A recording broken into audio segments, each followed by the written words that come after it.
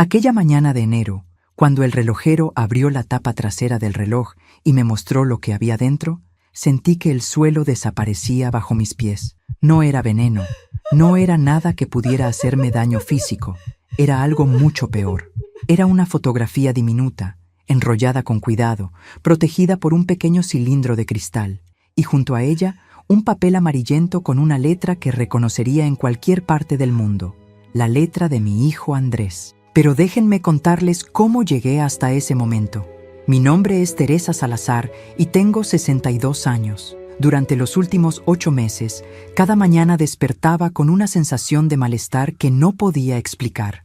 No era exactamente dolor, era algo más profundo, como si mi cuerpo quisiera decirme algo que mi mente se negaba a escuchar. Las náuseas llegaban puntuales, siempre entre las 6 y las 7 de la mañana, justo cuando el sol comenzaba a filtrarse por las cortinas de mi habitación. Visité a 4 médicos diferentes. Me hicieron análisis de sangre, estudios del estómago, revisiones del corazón. Todos coincidían en lo mismo. Señora Salazar, usted está perfectamente sana. Quizás sea estrés, quizás sean los nervios. Pero yo sabía que no era eso. Había algo más, algo que escapaba a los instrumentos médicos, algo que vivía en un lugar donde las radiografías no pueden llegar. El reloj llegó a mi vida hace exactamente 3 años, envuelto en papel azul celeste, con un moño plateado que brillaba bajo las luces del árbol navideño. Andrés, mi único hijo, me lo entregó con una sonrisa que entonces interpreté como orgullo. Es antiguo, mamá. Lo encontré en una subasta. Perteneció a una mujer que vivió 100 años. Dicen que trae buena fortuna. Lo usé desde ese día sin falta. Cada mañana, antes de salir de casa, me lo colocaba en la muñeca izquierda. Se convirtió en parte de mí, en una extensión de mi piel, en el único vínculo tangible que me quedaba con un hijo que, poco a poco, se había convertido en un extraño, porque esa es la verdad que me cuesta pronunciar. Andrés y yo llevamos 2 años sin hablarnos realmente.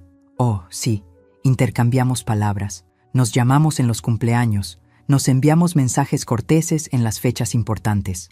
Pero las conversaciones verdaderas, esas que nacen del alma y llegan al corazón, esas murieron hace mucho tiempo.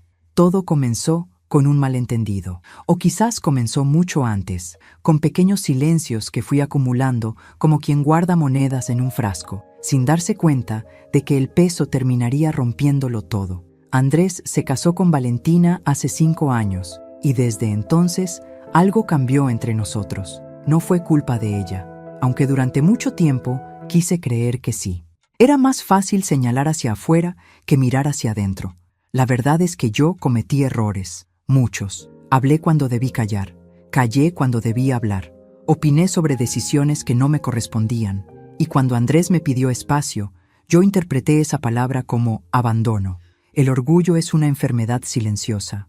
No aparece en los análisis de sangre, no se detecta en las radiografías, pero carcome por dentro, lentamente, hasta que un día despiertas y te das cuenta de que has construido muros tan altos que ya no puedes ver el rostro de las personas que amas. Aquella mañana en la tienda de antigüedades, el relojero, un hombre de 70 años con manos de artista y ojos que parecían haber visto demasiado, me miró con una expresión que no supe descifrar. «Señora», me dijo, «este reloj guarda un secreto. ¿Quiere conocerlo?» Yo asentí, sin saber que esa respuesta cambiaría todo lo que creía saber sobre mi hijo, sobre mí misma y sobre los años que habíamos desperdiciado en silencio. Cuando desenrolló aquella fotografía diminuta y leí las palabras escritas en el papel amarillento, las lágrimas comenzaron a caer sin permiso, y entendí, por fin, que las náuseas no eran una enfermedad del cuerpo, eran el eco de un corazón que llevaba demasiado tiempo pidiendo perdón. La fotografía era pequeña, no más grande que una estampilla, pero en ella cabía un universo entero de dolor y amor que yo había sido incapaz de ver durante años. Era una imagen de Andrés cuando tenía 8 años. Estaba sentado en el columpio del parque cerca de nuestra antigua casa, con esa sonrisa que iluminaba sus ojos color miel. Yo aparecía detrás de él, empujando el columpio, con el cabello largo y oscuro que entonces usaba, con una expresión de felicidad absoluta que había olvidado que alguna vez tuve. El papel amarillento contenía apenas 2 líneas, escritas con la letra apretada de mi hijo.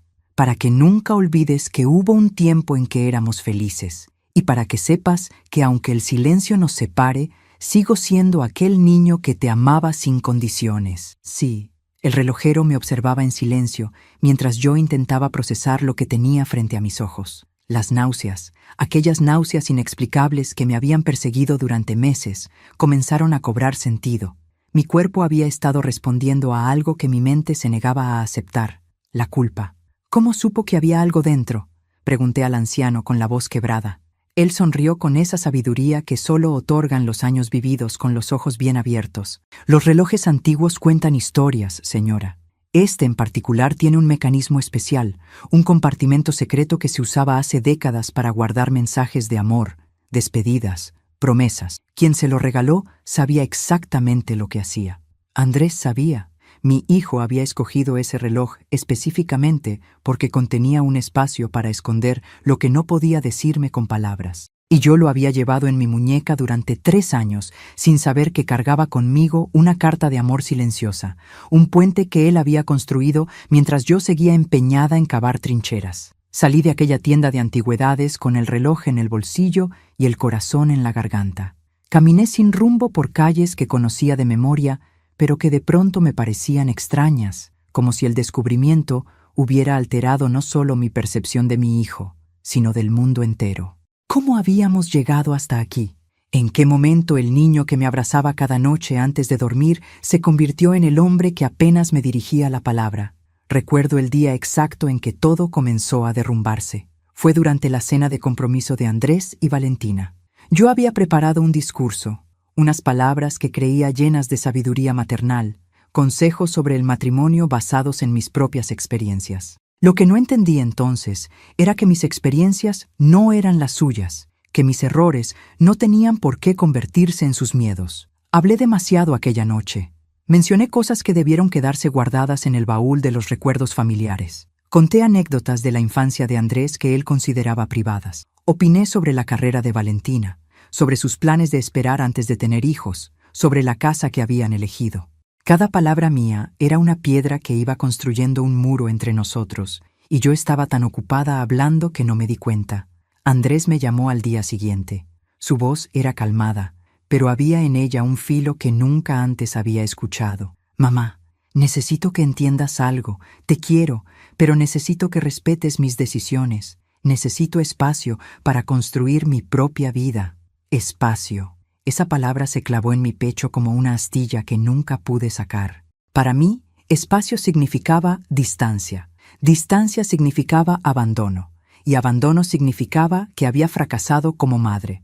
Lo que no entendí entonces, lo que me tomó años comprender, es que el espacio también puede ser un acto de amor. Que a veces los hijos necesitan alejarse no porque dejen de amarnos, sino porque necesitan descubrir quiénes son sin nuestra sombra cubriéndolos. Pero mi orgullo no me permitió verlo así. Respondí al pedido de Andrés con frialdad. Dejé de llamar. Esperé a que él diera el primer paso, convencida de que yo tenía la razón, de que era él quien debía disculparse. Y así pasaron los meses. Y los meses se convirtieron en años, y el silencio se hizo tan espeso que ya ninguno de los dos sabía cómo romperlo. Hasta que el reloj me mostró la verdad. Mientras yo esperaba una disculpa, mi hijo había estado gritándome su amor en un susurro que yo fui incapaz de escuchar. Aquella noche no pude dormir. Me quedé sentada en el sillón de la sala, ese sillón verde que Andrés odiaba de niño porque decía que parecía un sapo gigante, sosteniendo el reloj entre mis manos como si fuera un objeto sagrado. Y quizás lo era. Quizás ese pequeño mecanismo de engranajes y manecillas contenía más verdad que todas las palabras que nos habíamos negado a decirnos. La casa estaba en silencio, pero no era un silencio tranquilo. Era el silencio de las ausencias, ese que se instala cuando los espacios que antes estaban llenos de risas y conversaciones quedan habitados únicamente por recuerdos. Desde que mi esposo Roberto falleció hace 10 años, había aprendido a convivir con ese silencio. Pero nunca me acostumbré a él. Roberto siempre fue el puente entre Andrés y yo. Él sabía cuándo intervenir, cuándo callar, cuándo un abrazo era más necesario que un consejo. Cuando él partió, dejó un vacío que ninguno de los dos supo cómo llenar. Yo me refugié en la necesidad de controlar, de asegurarme de que mi hijo estuviera bien, de protegerlo de errores que quizás necesitaba cometer para crecer. Y Andrés se refugió en la distancia, construyendo una vida donde mi presencia fuera opcional. Esa noche, mientras las horas avanzaban lentas como gotas de miel, comencé a recordar momentos que había enterrado en algún rincón de mi memoria. Recordé cuando Andrés tenía 5 años y me dibujó un retrato con crayones. En el dibujo, yo tenía el cabello morado y las manos enormes. «Así son tus manos, mamá», me explicó, «porque siempre me protegen». Guardé ese dibujo durante años en una caja que ahora no sé dónde está. Recordé cuando tenía 15 años y llegó llorando de la escuela porque una chica le había roto el corazón. Me senté con él en la cocina, le preparé chocolate caliente y lo escuché durante horas sin interrumpir. Esa noche me dijo: «Gracias por no darme consejos, mamá. Solo necesitaba que me escucharas». ¿En qué momento olvidé esa lección? ¿Cuándo dejé de escuchar para solo hablar? Recordé el día de su graduación universitaria, cuando subió al escenario con su toga y su birrete, y buscó mi rostro entre la multitud antes de recibir su diploma. Nuestras miradas se encontraron y él sonrió con esa sonrisa que heredó de su padre, esa que le iluminaba los ojos. Yo lloré de orgullo, convencida de que nada podría separarnos jamás, pero la vida tiene formas extrañas de enseñarnos humildad. Cuando amaneció, tomé una decisión. Iba a llamar a Andrés. Iba a romper el silencio de 2 años con 3 palabras simples. Encontré tu mensaje. Pero cada vez que tomaba el teléfono, mis dedos se paralizaban. El orgullo, ese viejo compañero que tanto daño me había hecho, seguía susurrándome al oído. ¿Y si te rechaza? ¿Y si ya es demasiado tarde? ¿Y si el mensaje era solo un gesto vacío y él ya no quiere saber nada de ti? El miedo al rechazo es una prisión invisible. Te encierra en una celda construida con tus propias inseguridades y tira la llave donde no puedes alcanzarla. Yo había vivido en esa prisión durante demasiado tiempo, convenciéndome de que era más seguro no intentar que arriesgarme a fracasar. Pasaron 3 días. 3 días en los que releí el mensaje de Andrés cientos de veces, en los que miré la fotografía hasta memorizar cada detalle, en los que ensayé conversaciones imaginarias que nunca sucedían. Y entonces, una tarde de lluvia, el teléfono sonó. Era mi hermana Lucía, la única persona que conocía toda la historia entre Andrés y yo, la única que se había atrevido a decirme verdades que yo no quería escuchar.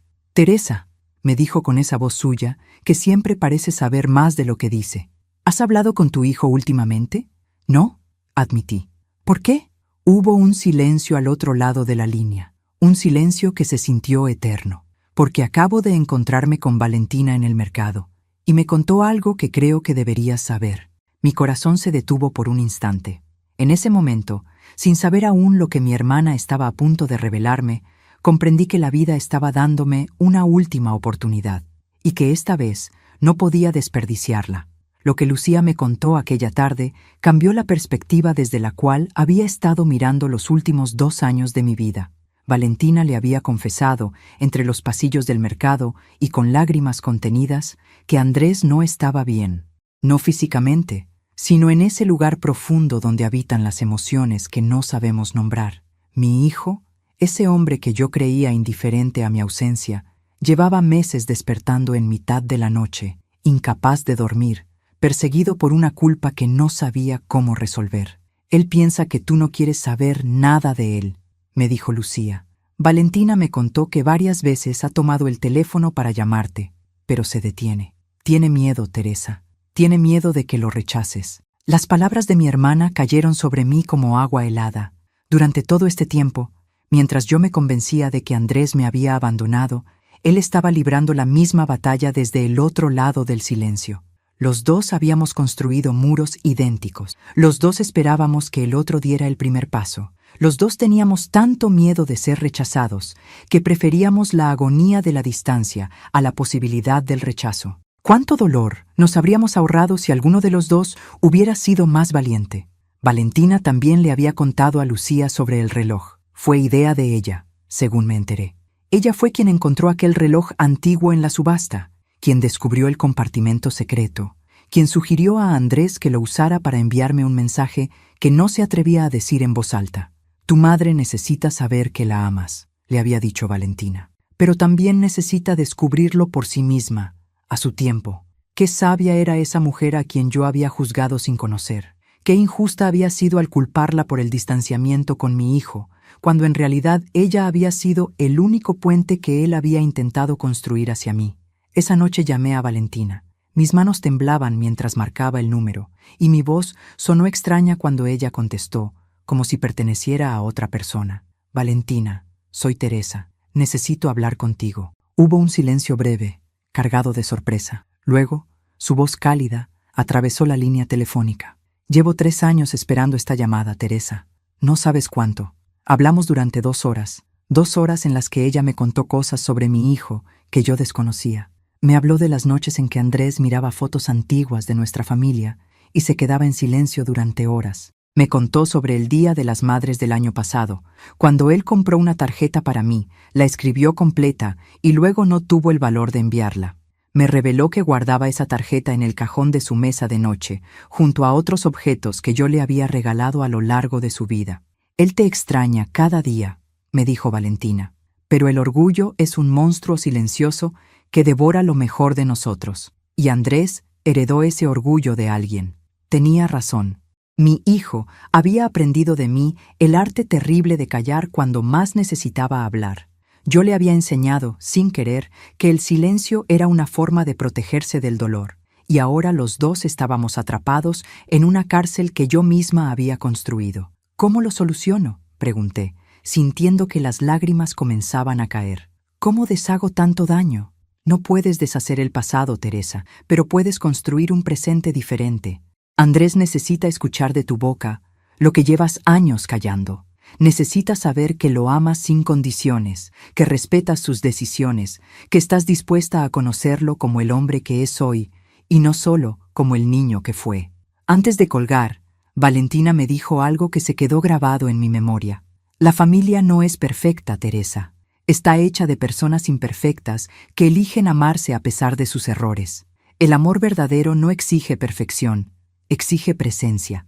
Y ustedes dos llevan demasiado tiempo ausentes el uno del otro. Esa noche tomé una decisión. No iba a llamar a Andrés. Iba a hacer algo que requería más valor. Iba a presentarme en su puerta, con el reloj en la mano, con el corazón expuesto, dispuesta a pedir perdón por primera vez en mi vida.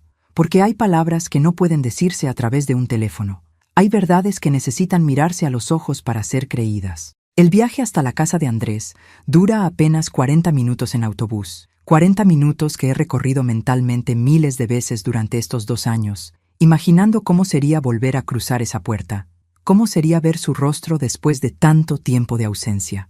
Pero aquella mañana, mientras esperaba en la parada con el reloj guardado en mi bolso, esos 40 minutos se sentían como una eternidad. Había elegido un domingo. Los domingos siempre fueron sagrados en nuestra familia. Cuando Andrés era pequeño, los domingos significaban desayunos largos, paseos por el parque y tardes de películas en el sofá. Roberto y yo habíamos construido esa tradición con cuidado, convencidos de que los rituales familiares eran los hilos invisibles que mantenían unido el tejido del amor. Después de que Roberto partió, intenté mantener viva esa tradición, pero poco a poco los domingos fueron perdiendo su magia. Ahora eran solo otro día vacío en una semana de días vacíos. Mientras el autobús avanzaba por calles que conocía de memoria, observé a las personas a mi alrededor. Una madre joven intentaba calmar a su bebé que lloraba. Un anciano leía el periódico con una concentración absoluta. 2 adolescentes reían mirando algo en sus teléfonos. Cada uno de ellos tenía su propia historia, sus propios silencios, sus propias reconciliaciones pendientes. Me pregunté cuántos de ellos también cargaban con el peso de palabras no dichas, de abrazos postergados, de perdones que llegaron demasiado tarde. Bajé del autobús 3 calles antes de la casa de Andrés. Necesitaba caminar. Necesitaba que el aire fresco de la mañana me ayudara a ordenar los pensamientos que se arremolinaban en mi cabeza. ¿Qué le diría cuando abriera la puerta? ¿Cómo empezaría una conversación que llevaba 2 años esperando ser pronunciada? Ensayé mentalmente diferentes formas de comenzar. Andrés, encontré tu mensaje en el reloj. No, demasiado directo. Hijo, vengo a pedirte perdón. Quizás demasiado dramático. Hola, mi amor. Te extrañé. Simple, pero suficiente. La verdad es que no existen palabras perfectas para momentos como este. No hay guiones que seguir.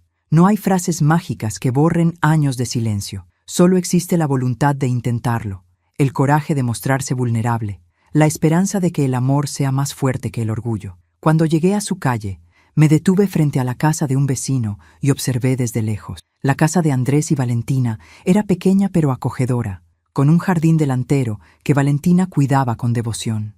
Había macetas con flores de colores, una mecedora de madera en el porche, y junto a la puerta, un tapete que decía «Bienvenidos» en letras azules. Me pregunté si ese «Bienvenidos» también me incluía a mí.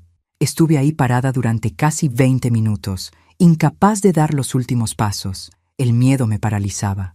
¿Y si Andrés no quería verme? ¿Y si el mensaje del reloj era solo un gesto del pasado que ya no significaba nada? ¿Y si yo había esperado demasiado tiempo y la ventana de la reconciliación se había cerrado para siempre? Fue entonces cuando la puerta se abrió y Valentina salió al porche. No sé si me vio desde la ventana o si fue simple coincidencia, pero nuestras miradas se encontraron a través de la distancia. Ella no pareció sorprendida. Simplemente sonrió con esa sonrisa suya que transmite calma y me hizo un gesto con la mano para que me acercara. Caminé hacia ella como quien camina sobre cristales, temiendo que cada paso pudiera romper algo frágil. Cuando llegué al porche, Valentina me abrazó sin decir nada. Un abrazo largo, cálido, sincero. El abrazo de alguien que entiende lo difícil que es pedir perdón. «Está adentro», me susurró al oído. «Lleva toda la mañana nervioso, como si supiera que algo iba a pasar hoy. Ve con él, Teresa. Los dejo solos». Si te está gustando esta hermosa historia, no olvides dejar tu like y comentar qué te está pareciendo. Ahora volvamos a la historia.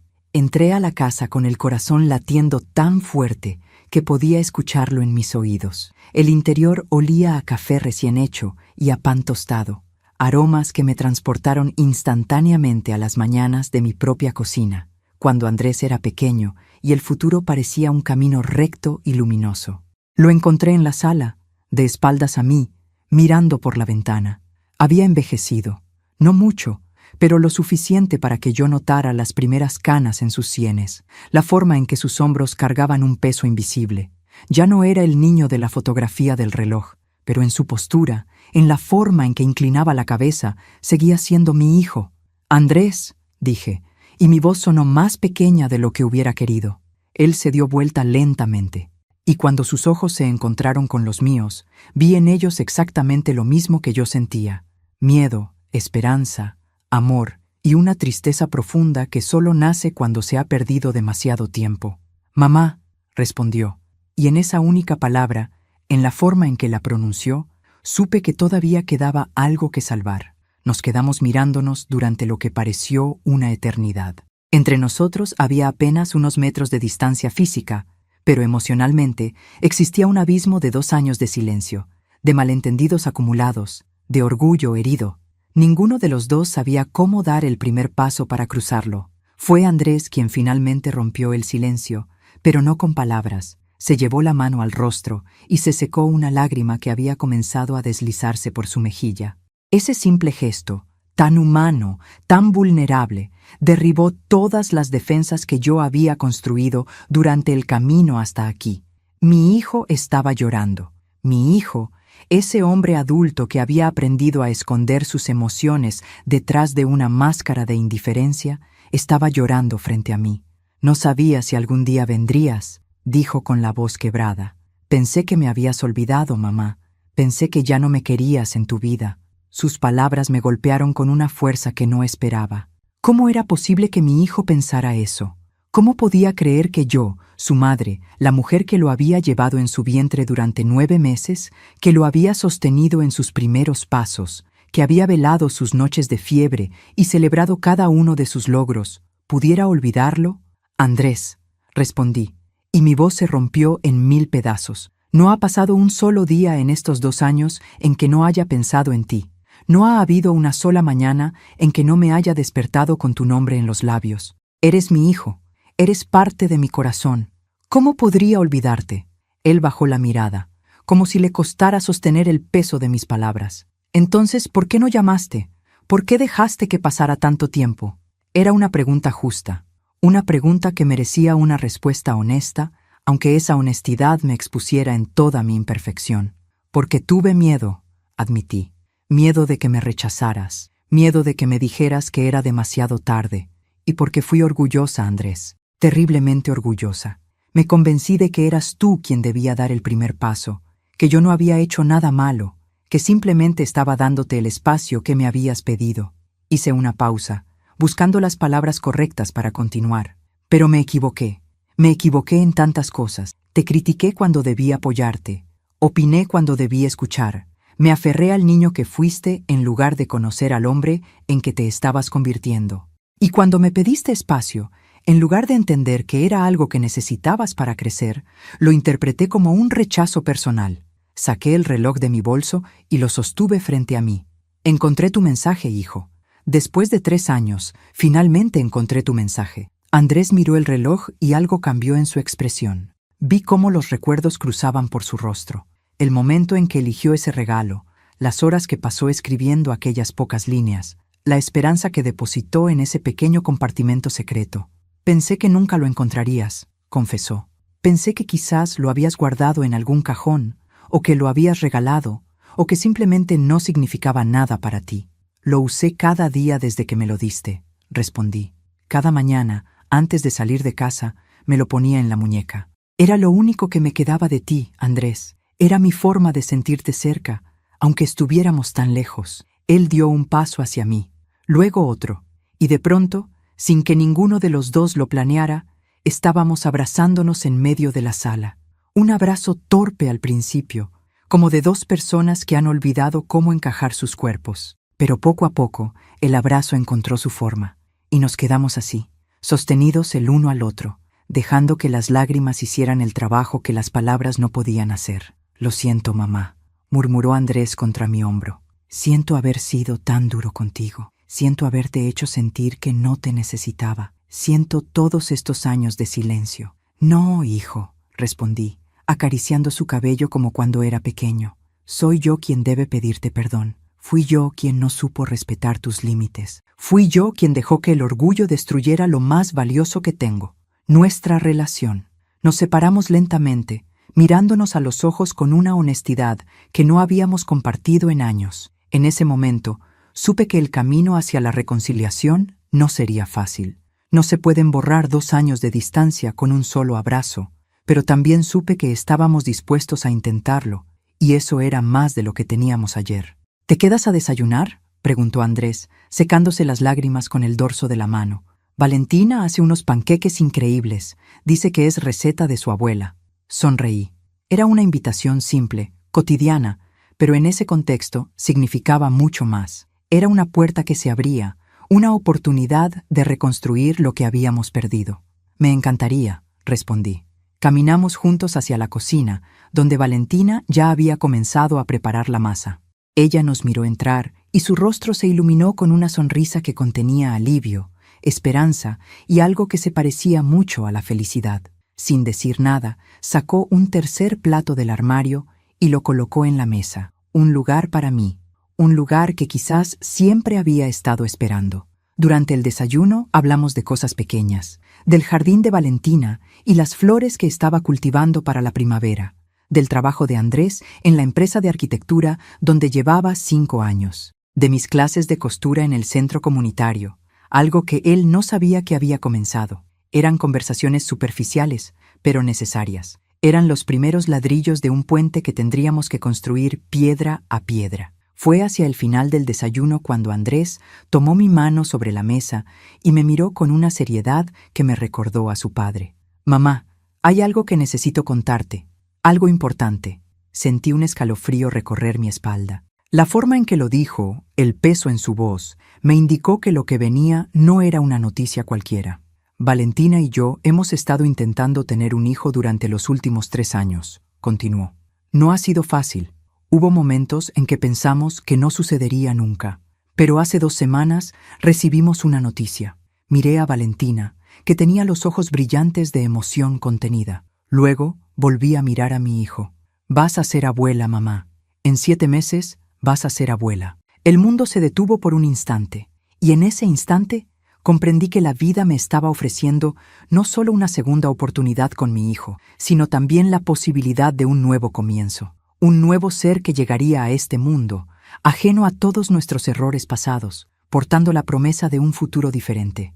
Las lágrimas volvieron a caer, pero esta vez eran lágrimas de una alegría que no sabía que aún era capaz de sentir. Los meses que siguieron a aquella mañana de reconciliación fueron los más luminosos que había vivido en años. Era como si alguien hubiera abierto las cortinas de una habitación que había permanecido a oscuras durante demasiado tiempo, dejando entrar un torrente de luz que iluminaba rincones que yo creía perdidos para siempre. Comencé a visitar a Andrés y Valentina cada domingo, recuperando esa tradición familiar que tanto había extrañado.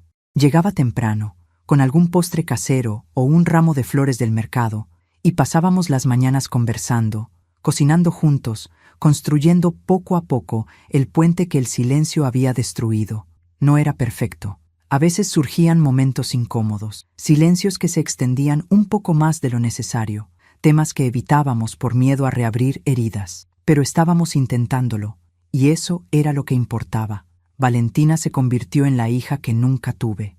Me enseñó a ver a mi hijo con ojos nuevos, a entender sus miedos y sus sueños desde una perspectiva que yo, tan ocupada en mi papel de madre, nunca había considerado. Juntas preparábamos la habitación del bebé, eligiendo colores suaves y muebles acogedores. Juntas tejíamos pequeñas mantas y gorros diminutos que parecían hechos para muñecos. En esas tardes de agujas y estambre, compartimos historias que nos acercaron más que cualquier conversación formal. ¿Sabes qué es lo que más admiro de ti, Teresa?, me dijo Valentina una tarde, mientras yo le enseñaba el punto que mi propia madre me había enseñado hace décadas. Tu capacidad de reconocer tus errores. No es fácil para nadie, pero para alguien de tu generación, donde pedir perdón se veía como debilidad, es especialmente valioso. Sus palabras me conmovieron profundamente.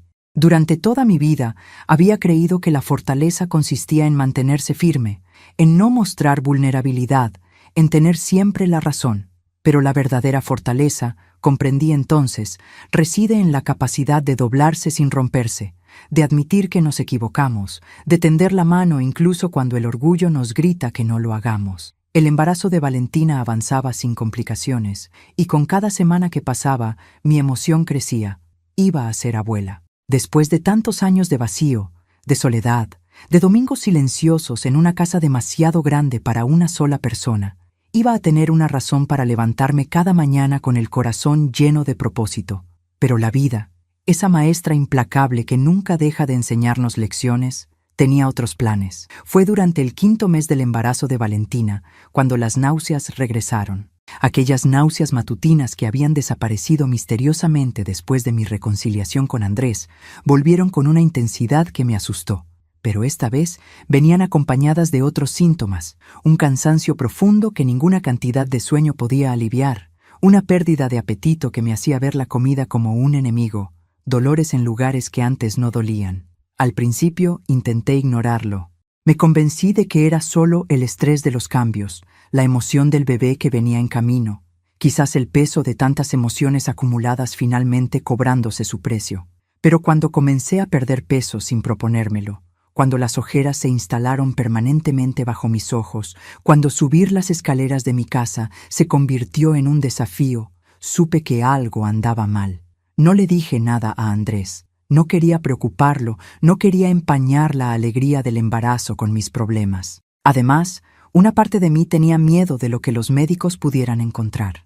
A veces, la ignorancia se disfraza de esperanza. Fue Lucía quien finalmente me obligó a actuar. Vino a visitarme una tarde, y al verme, su rostro se transformó en una máscara de preocupación que no pudo disimular. «Teresa, ¿qué te está pasando? Estás pálida como un fantasma y has perdido mucho peso». «No es nada», mentí. «Solo estoy cansada». Pero mi hermana me conocía demasiado bien. Me tomó de las manos, me miró directamente a los ojos, y con esa voz que no admite discusión, me dijo: «Mañana mismo vas al médico».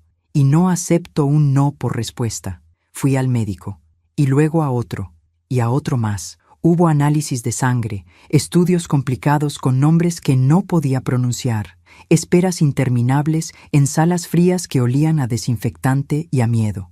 Cada vez que un médico fruncía el ceño mirando mis resultados, sentía que un pedazo de mi esperanza se desprendía y caía al vacío.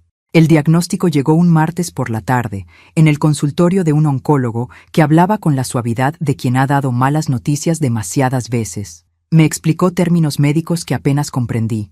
Me mostró imágenes que parecían mapas de un territorio desconocido. Me habló de opciones y tratamientos y probabilidades. Pero solo una frase se quedó grabada en mi mente, resonando como un eco en una habitación vacía. Señora Salazar, el diagnóstico llegó tarde, demasiado tarde. Salí de aquel consultorio con un papel en la mano que contenía mi sentencia. Me quedaban entre 6 y 9 meses de vida. Quizás un año si respondía bien al tratamiento paliativo. Quizás menos si no lo hacía. Caminé por las calles de la ciudad sin rumbo, viendo el mundo con ojos nuevos. Los árboles que bordeaban las avenidas me parecieron más verdes que nunca. El cielo de la tarde, pintado con tonos naranjas y rosados, me resultó de una belleza casi insoportable. Las personas que pasaban a mi lado, absortas en sus teléfonos y sus preocupaciones cotidianas, me parecieron infinitamente afortunadas en su ignorancia. ¿Cómo se lo diría a Andrés? Acabábamos de reencontrarnos después de 2 años de silencio. Acabábamos de reconstruir un puente que creíamos destruido para siempre. ¿Cómo podía decirle que ese puente tendría que soportar, tan pronto, el peso de una despedida? Y el bebé, mi nieto o nieta, que nacería en apenas 4 meses. ¿Llegaría a conocerlo? ¿Tendría tiempo de sostenerlo en mis brazos? ¿De cantarle las canciones de cuna que le canté a su padre? ¿De transmitirle, aunque fuera una pequeña parte del amor que sentía por él incluso antes de que existiera?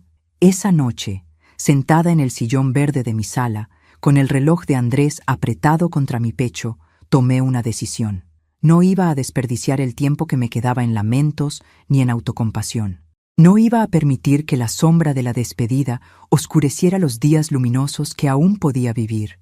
Iba a abrazar cada momento con la intensidad de quien sabe que los momentos son finitos, que cada amanecer es un regalo, que cada abrazo podría ser el último. Y sobre todo, iba a asegurarme de que cuando llegara el momento de partir, no quedaran palabras sin decir, abrazos sin dar, ni perdones sin otorgar. Porque si algo me había enseñado el silencio de estos años, era que el tiempo perdido no se recupera, y yo ya había perdido demasiado. Le conté a Andrés una semana después del diagnóstico. No encontraba el momento adecuado. No existía un momento adecuado para una noticia así, pero sabía que cada día que pasaba sin decírselo era un día de engaño, y ya habíamos tenido suficientes silencios entre nosotros. Elegí una tarde de domingo, después del almuerzo, cuando Valentina se había recostado a descansar, y nosotros dos nos quedamos solos en el jardín. El sol de otoño bañaba las flores con una luz dorada que parecía sacada de un cuadro, y el aire tenía ese aroma a tierra húmeda que siempre me ha recordado a los nuevos comienzos. Qué extraño, pensé, hablar de finales en un escenario tan lleno de vida. Andrés, comencé, tomando su mano entre las mías, necesito contarte algo difícil, y necesito que me escuches hasta el final antes de decir nada. Vi cómo su rostro se tensaba, cómo sus ojos buscaban en los míos alguna pista de lo que venía. Creo que, en algún nivel profundo, ya lo sabía. Los hijos siempre saben cuando algo anda mal con sus madres, aunque no puedan nombrarlo. Le conté todo. El regreso de las náuseas, las visitas a los médicos, los análisis interminables, el diagnóstico que había caído sobre mí como una sentencia inapelable. Le hablé de los 6 a 9 meses que me quedaban, del tratamiento paliativo que me ayudaría a mantener la calidad de vida, de la certeza terrible y al mismo tiempo liberadora de saber que el tiempo tiene un límite. Andrés no dijo nada durante un largo rato. Se quedó mirando las flores del jardín, esas flores que Valentina cuidaba con tanto amor, y vi cómo las lágrimas comenzaban a caer por sus mejillas sin que hiciera ningún esfuerzo por detenerlas. Eran lágrimas silenciosas, las más dolorosas de todas, las que nacen de un lugar tan profundo que no encuentran voz para expresarse. «No es justo», murmuró finalmente. «Acabamos de recuperarnos, acabamos de volver a encontrarnos. No es justo que ahora...» «La vida no se trata de justicia, hijo», respondí, acariciando su rostro como cuando era pequeño y venía a mí con alguna pena. Se trata de lo que hacemos con el tiempo que nos toca. Y yo perdí demasiado tiempo en enojos y orgullos que ahora me parecen tan pequeños, tan insignificantes frente a lo que realmente importa. ¿Y qué es lo que realmente importa, mamá? Lo pensé durante un momento. Era una pregunta que llevaba semanas haciéndome a mí misma desde que salí de aquel consultorio con mi sentencia en la mano. ¿Qué importa cuando sabes que el tiempo se acaba? ¿Qué queda cuando todo lo demás se desvanece? Esto, respondí, señalando el espacio entre nosotros. Tú y yo, aquí, ahora. Valentina descansando adentro con nuestro nieto creciendo en su vientre. Las tardes de domingo que nos quedan por compartir. Las palabras que todavía podemos decirnos. Los abrazos que todavía podemos darnos. Eso es lo que importa, Andrés. Todo lo demás es ruido. Esa tarde hablamos durante horas. Hablamos de cosas que nunca nos habíamos atrevido a mencionar. De heridas antiguas que necesitaban aire para sanar, de miedos que habíamos cargado en silencio durante demasiado tiempo. Andrés me contó sobre los años de distanciamiento desde su perspectiva, sobre cómo mi necesidad de control lo había hecho sentir sofocado, sobre cómo cada consejo no solicitado era percibido como una crítica a sus decisiones. Y yo escuché, realmente escuché, sin defenderme, sin justificarme, sin interrumpir. Sé que lo hacías porque me querías, me dijo. Siempre lo supe, pero a veces el amor mal expresado se siente como una jaula, mamá. Y yo necesitaba volar. Lo entiendo ahora, respondí. Ojalá lo hubiera entendido antes. Ojalá hubiera tenido la sabiduría de dejarte ir para que pudieras volver por tu propia voluntad. Volví, dijo él, apretando mi mano. Aunque tarde, volví. Y tú también volviste. Eso es lo que cuenta. Los meses siguientes fueron un regalo que no merecía, pero que recibí con gratitud infinita. El tratamiento funcionaba mejor de lo esperado, y aunque sabía que no había cura, cada día extra era una victoria pequeña contra el reloj que no dejaba de avanzar. Valentina dio a luz una noche de primavera, cuando los árboles estaban cubiertos de flores y el aire olía a promesas. Fue una niña perfecta, con los ojos de su padre y la nariz de su madre, con dedos diminutos que se aferraron a mi dedo índice como si supiera exactamente quién era yo. Se llamará Esperanza, anunció Andrés, con los ojos brillantes de emoción, porque eso es lo que nos ha devuelto, mamá. Esperanza. Sostuve a mi nieta en mis brazos y sentí que algo se completaba dentro de mí. Toda la tristeza de los años perdidos, todo el dolor del diagnóstico, todo el miedo al futuro incierto, se disolvió por un instante en la presencia de esa vida nueva, de esa pequeña criatura que acababa de llegar al mundo, sin saber nada de los errores de los adultos, sin cargar con el peso de nuestras historias. Esperanza, susurré, besando su frente suave. ¡Qué nombre tan perfecto! Los días se convirtieron en semanas, y las semanas en meses. Mi salud fluctuaba como las mareas, con días buenos en los que casi podía olvidar que estaba enferma, y días difíciles en los que el cuerpo me recordaba con dureza sus limitaciones. Pero incluso en los días difíciles, encontraba razones para sonreír. Una foto de Esperanza en mi teléfono, una llamada de Andrés preguntando cómo me sentía, una visita de Valentina con flores frescas del jardín. Comencé a escribir. No sé exactamente cuándo ni por qué, pero un día tomé un cuaderno y empecé a volcar en él todo lo que quería que Esperanza supiera cuando fuera mayor. Le escribí sobre su bisabuelo Roberto, sobre cómo se conocieron sus abuelos, sobre las tradiciones familiares que esperaba que ella continuara. Le escribí sobre los errores que cometí y las lecciones que aprendí de ellos. Le escribí sobre el perdón, sobre cómo es más fácil otorgarlo que pedirlo, pero cómo ambos son necesarios para vivir en paz. Querida Esperanza, escribí una noche, cuando el silencio de la casa era tan profundo que podía escuchar los latidos de mi propio corazón. Cuando leas estas palabras, probablemente yo ya no esté, pero quiero que sepas que te amé desde antes de conocerte, que tu llegada le dio sentido a mis últimos días, que cada sonrisa tuya fue un regalo que guardaré en el lugar donde vayan los recuerdos cuando dejamos de existir. Le escribí sobre el reloj, ese reloj antiguo que ahora guardaba no uno, sino dos mensajes secretos, el original de su padre y uno nuevo que yo había añadido para ella.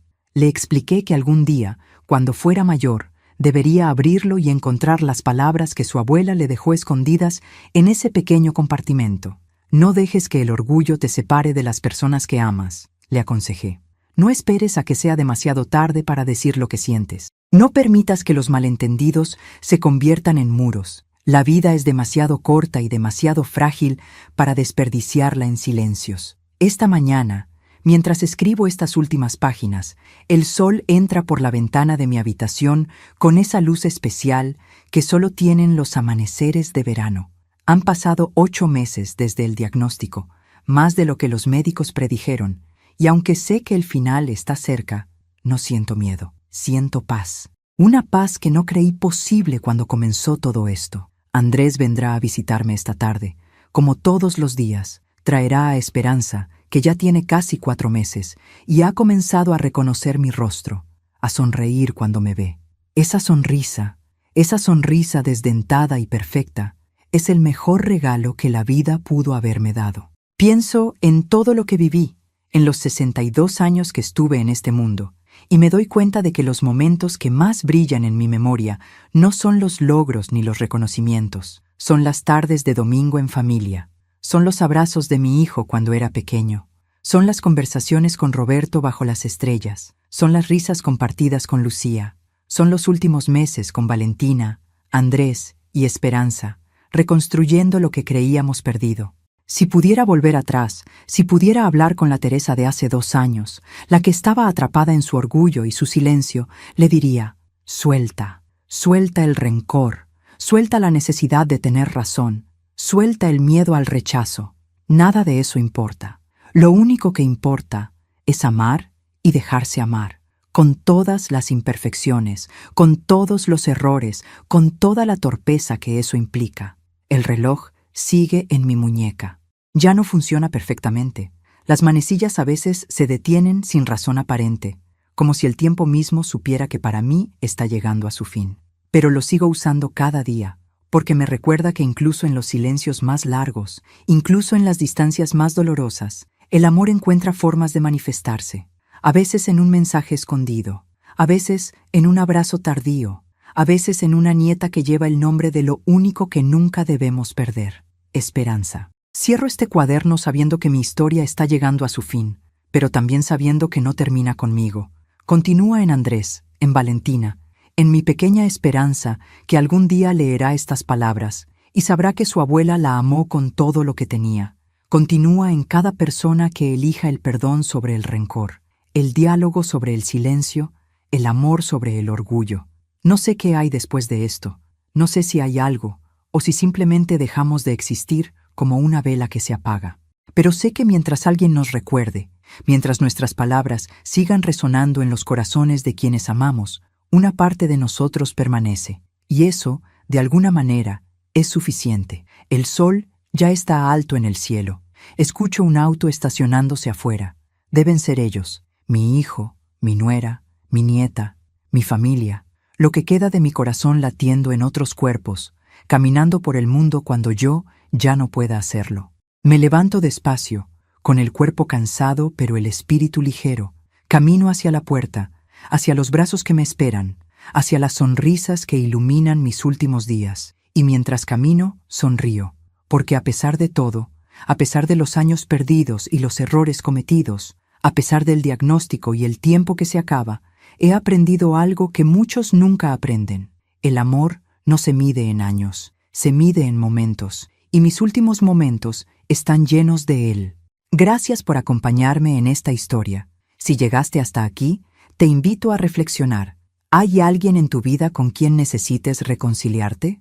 ¿Hay palabras que llevas demasiado tiempo callando? No esperes a que sea demasiado tarde.